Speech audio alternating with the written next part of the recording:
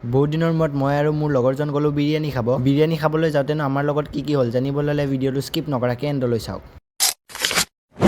Hello' ৰাইজ, মই আছিফ। মোৰ এটা ভিডিঅ'লৈ আপোনালোক সকলোকে স্বাগতম জনাইছোঁ। সিদিনা আছিল দেওবাৰ, লগৰজনৰ বোলে বজাৰত কিবা কাম আছিল, মোক কল কৰিলে আৰু মই ধুনীয়াকৈ গুচি আহিলোঁ। এতিয়া পিছে আমি দুয়োজন ওলালোঁ বজাৰলৈ বুলি। আৰু ৰাইজ, আমাৰ ঘৰৰ ওচৰত থকা মাথাউৰিটো চাওকচোন অৱস্থা। এইবোৰ গাঁত নহয়, যেন এটা খাল। অলপ বৰষুণ দিলে একদম ৰাস্তাৰ অৱস্থা এনেকুৱা বেয়া হৈ যায়, মানে কি ক'ম আৰু। ডাঙৰ গাড়ী অহা যোৱা কৰা বাদৰে কথা, চাইকেল লৈও ভালকৈ আহিব পৰা নাযায়। এনেকৈ আমি দুয়োজনে কথা পাতি বজাৰ আহি পাই গ'লোঁ। আৰু যিহেতু মোৰো চুলি কেইডাল দীঘল হৈছিলে, সেইবাবে মই বোলো চুলি কেইডাল কাটিকে লওঁ বজাৰ আহিলোঁ যেতিয়া। চুলি কাটিবলৈ আহি চেলুনৰ আইনাখনত যদি এনেকুৱাকৈ এটা ভিডিঅ' বা এনেকুৱাকৈ এখন ফটো নামাৰো তেতিয়াহ'লে কেনেকুৱা হ'ব বাৰু আপোনালোকে কওকচোন বাৰু। যিহেতু চেলুনখনৰ ওচৰতে লগৰ কেইজনৰো ঘৰ, সিহঁতকো ধুনীয়াকৈ কল কৰি মাতি দিলোঁ। যিহেতু সিহঁতকো বহুত দিন হ'ল দেখা পোৱা নাছিলোঁ। এনেকৈ গোটেইকেইটাই কথা পাতি থকাৰ মাজতে মোৰ চুলি কাটাৰ পাল আহিল আৰু মই ধুনীয়াকৈ চুলিখিনি কাটি ল'লোঁ। আৰু ৰাইজ, এয়া হৈছে মোৰ চুলি কাটি উঠাৰ পিছৰ লুক। চুলি নাকাটোতে মোক ভাল দেখা গৈছিলে নে এতিয়া চুলি কটাৰ উঠাৰ পিছতহে ভাল লগা গৈছে, কমেণ্ট বক্সত ক'বলৈ একদম নাপাহৰিব। তাৰপিছত ধুনীয়াকৈ সকলোকে টাটা বাই বাই কৰি মই আৰু মোৰ লগৰজন ধুনীয়াকৈ গুচি আহিলোঁ ঘৰলৈ। যিহেতু স্কুটিখনেও কিবা কিবি প্ৰব্লেম দি আছিলে, সেইবাবে বজাৰৰ পৰা আহোঁতে ধুনীয়াকৈ সোমাই দিলোঁ গেৰেজত। যিহেতু যাওঁতে সি স্কুটি চলাই গৈছিলে, সেইবাবে আহোঁতে মই চলাম বুলি কৈ মই ধুনীয়াকৈ স্কুটিখন চলাই আহিলোঁ। ঘৰত আহি ধুনীয়াকৈ গা পা ধুই পেট পূজা কৰি উঠাৰ পিছত আমি গোটেইকেইজন ওলালোঁ এতিয়া ফুৰিবলৈ। লগৰ কেইজনৰ বোলে ইনষ্টাগ্ৰামত পোষ্ট কৰিবলৈ ফটো নাই, সেইবাবে এতিয়া ফটো উঠিবৰ কাৰণে আমি এটা ধুনীয়া লোকেশ্যনত গৈ আছোঁ। তাৰপিছত আমি সেই ধুনীয়াকৈ আমাৰ লোকেশ্যন পাই গ'লোঁ। চাওকচোন ৰাইজ, কি ধুনীয়া পৰিৱেশ, চৌপাশে কেৱল সেউজীয়া আৰু সেউজীয়া। চুলি ভাল কৰা ষ্টাইল দেখিছেন নাই, গল বেকা হৈ গৈছে একদম,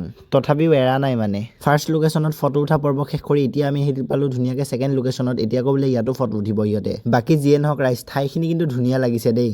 এনেকৈ ধুনীয়াকৈ ফটো তুলি থকাৰ মাজতে আমাৰ হঠাতে প্লেনিং হ'ল আৰু আমি ধুনীয়াকৈ গোটেইকেইজন এতিয়া ওলাই দিলোঁ বিৰিয়ানী খাবলৈ। বিৰিয়ানী খাবলৈ যোৱাৰ আগতে বোলে ইহঁতে আৰু এটা লোকেশ্যন আছে, তাত ফটো মাৰিব যাব এতিয়া। থাৰ্ড লোকেশ্যনত আমি ধুনীয়াকৈ ফটো উঠিব গৈ থাকোঁতে আধা ৰাস্তাতে আমাৰ স্কুটিৰে তেল শেষ হৈ থাকিল। ভাগ্য ভাল আগতীয়াকৈ তেলখিনি কিনি লগতে লৈ আহিছিলোঁ বুলিহে, নহ'লে বেয়াকৈ ফচিবলগীয়া হ'লহেঁতেন। আৰু ধুনীয়াকৈ আমি তেল ভৰাই হোৱাৰ পিছত আমি ধুনীয়াকৈ থাৰ্ড নাম্বাৰ লোকেশ্যন পাই গ'লোঁ। এতিয়া ইহঁতে ইয়াতে ফটো উঠিব বোলে। তাৰপিছত ধুনীয়াকৈ ফটো চটো উঠাৰ হোৱাৰ পিছত আমি ধুনীয়াকৈ খাবলৈ আহিলোঁ এতিয়া বিৰিয়ানী। আৰু আমি এতিয়া ধুনীয়াকৈ খাওঁ বিৰিয়ানী। আকৌ লগ পাম অন্য এটা ভিডিঅ'ত, আজিলৈ ইমানেই, বাই বাই। আৰু যদি আপোনালোকে এতিয়াও মোৰ ইউটিউব চেনেলটো ছাবস্ক্ৰাইব কৰা নাই আৰু ইনষ্টাগ্ৰাম পেজটো ফ'ল' কৰা নাই, জল্দি গৈ ছাবস্ক্ৰাইব আৰু ফ'ল' কৰি লওক ৰাইজ।